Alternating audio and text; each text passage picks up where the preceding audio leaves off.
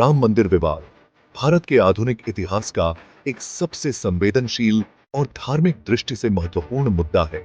यह विवाद अयोध्या, उत्तर प्रदेश में भगवान राम के लिए एक मंदिर बनाने को लेकर है, जो एक लंबे समय से चल रहे कानूनी, सामाजिक और धार्मिक संघर्ष का केंद्र बिंदु रहा है। यहाँ हम इस विवाद के विकास, इसकी शुरुआत, इसका निष्कर्ष और राम मंदिर के निर्माण के बारे में विस्तृत जानकारी देंगे। विवाद की उत्पत्ति। बाबरी मस्जिद। यह विवाद बाबरी मस्जिद से जुड़ा हुआ है, जिसे 1528 में मीर बाकी, मुगल सम्राट बाबर के जनरल ने अयोध्या में बनवाया था। यह मस्जिद एक स्थान पर बनी थी जिसे हिंदू मान्यता अनुसार भगवान राम का जन्म स्थान माना जाता है। हिंदू परंपरा के अनुसार यह स्थल वह जगह है जहां भगवान राम का जन्म हुआ था और वहां एक प्राचीन मंदिर था जिस पर मस्जिद बनी थी। मस्जिद के निर्माण से पहले उस स्थान पर एक मंदिर होने का दावा हिंदुओं द्वारा किया जाता रहा था, लेकिन यह ऐतिहासिक रूप से प्रमाणित नहीं हुआ। फिर भी यह विश्वास हिंदुओं में बना रहा कि यह मस्जिद भगवान राम के जन्म स्थल पर बनी थी। हिंदू और मुस्लिम दावे। हिंदू यह मानते थे कि बाबरी मस्जिद एक प्राचीन मंदिर को ध्वस्त करके बनाई गई थी, जबकि मुसलमानों का दावा था कि यह मस्जिद वैध रूप से बनाई गई थी और इसका कोई धार्मिक महत्व नहीं था। मस्जिद का उपयोग लगभग 400 वर्षों तक होता रहा, जब तक कि 1990 के दशक में यह विवाद चरम पर नहीं पहुंच गया। विवाद का आरंभ 19वीं सदी से 1940 तक। बाबरी मस्जिद स्थल पर विवाद 19वीं सदी में ब्रिटिश काल में उभरना शुरू हुआ। ब्रिटिश साम्राज्य के दौरान हिंदू और मुस्लिमों के बीच इस स्थल को लेकर तनाव बढ़ने लगा। 1819 ब्रिटिशों द्वारा स्थल का विभाजन। 1849 में ब्रिटिश शासन ने हिंदू और मुस्लिमों के बीच संघर्ष को रोकने के लिए बाबरी मस्जिद स्थल को विभाजित कर दिया। एक हिस्सा मुसलमानों के लिए मस्जिद में प्रार्थना के लिए रखा गया और दूसरा हिस्सा हिंदुओं को पूजा करने के लिए दिया गया। यह विभाजन कई दशकों तक जारी रहा। 1944 राम की मूर्ति और चमत्कार। 1941 में एक विवादास्पद घटना घटी जब बाबरी मस्जिद में भगवान राम की एक मूर्ति रखी गई। हिंदू इसे एक दिव्य चमत्कार मानते थे और उन्होंने स्थल पर पूजा शुरू कर दी। मुसलमानों ने इस मूर्ति को अवैध रूप से रखे जाने का विरोध किया और सरकार ने इस मस्जिद को बंद कर दिया ताकि शांति बनी रहे। 1950 के दशक में राम जन्मभूमि आंदोलन ने और गति पकड़ी, जिसे विश्व हिंदू परिषद और भारतीय जनता पार्टी जैसे हिंदू राष्ट्रीयतावादी संगठनों ने नेतृत्व किया। 1984 राम जन्मभूमि न्यास की स्थापना। 1984 में विश्व हिंदू परिषद ने राम जन्मभूमि न्यास की स्थापना की, जिसका उद्देश्य राम मंदिर के निर्माण के लिए आंदोलन को आगे बढ़ाना था।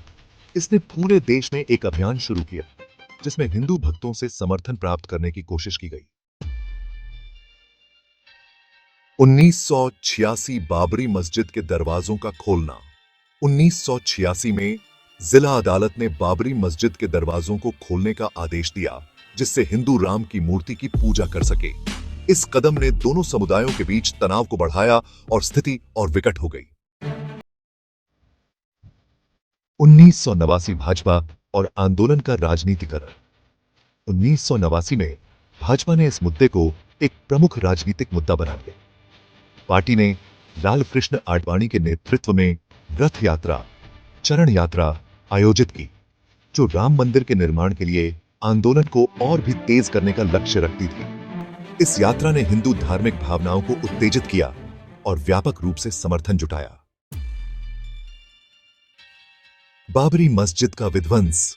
1992 राम जन्मभूमि आंदोलन और विवाद 6 दिसंबर 1992 को चरम पर पहुंचा, जब हिंदू उग्रवादियों का एक विशाल समूह, जिसमें भाजपा, विहिप और अन्य संगठनों के कार्यकर्ता शामिल थे, अयोध्या में बाबरी मस्जिद पर हमला कर उसे ढहा दिया। यह घटना अचानक हुई और बाबरी मस्जिद पूरी तरह से नष्ट हो गई। इस विध्वंस ने भारत भर में सांप्रदायिक दंगों को जन्म दिया, जिनमें हजारों लोग मारे गए, जिनमें अधिकांश मुसलमान थे। यह घटना भारतीय राजनीति में एक महत्वपूर्ण मोड़ साबित हुई और भाजपा के लिए एक निर्णायक क्षण साबित हुई। मस्जिद के विध्वंस के बाद विवाद कानूनी स्तर पर बढ़ता गया।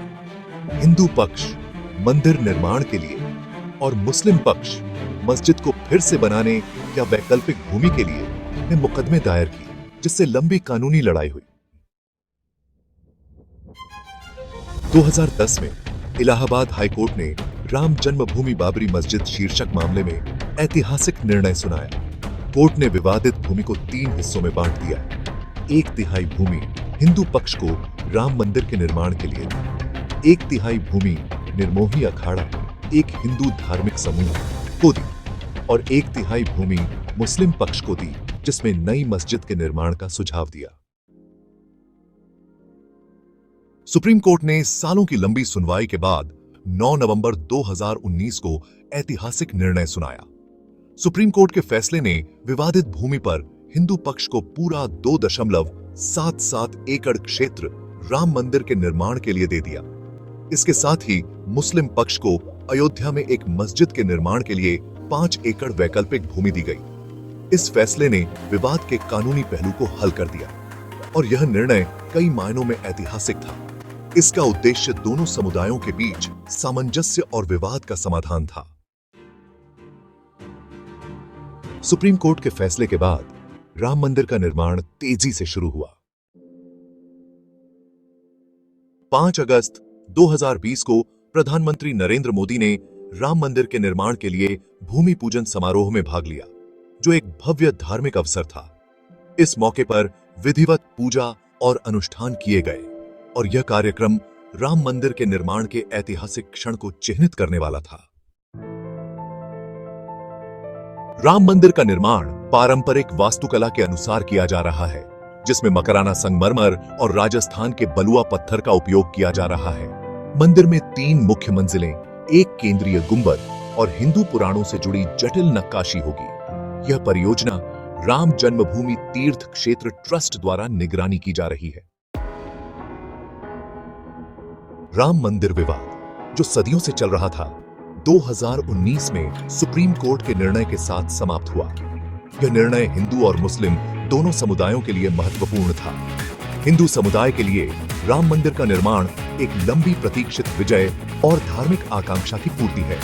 मुस्लिम समुदाय के लिए बाबरी मस्जिद का विध्वंस और वैकल्पिक भूमि प्रस्ताव विवादास्पद रहे, लेकिन कानूनी समाधान ने इस संघर्ष के एक महत्वपूर्ण अध्याय को समाप्त कर दिया। राम मंदिर का निर्माण एक नई शुरुआत का प्रतीक है। हालांकि यह घटनाएं धार्मिक संघर्षों से भरपूर रही हैं। इस प्रक्रिया ने गहरे राजनीतिक, सामाजिक और कानूनी संघर्षों को देखा, लेकिन अंतिम निर्णय ने दोनों समुदायों के बीच एक नए अध्याय की शुरुआत की।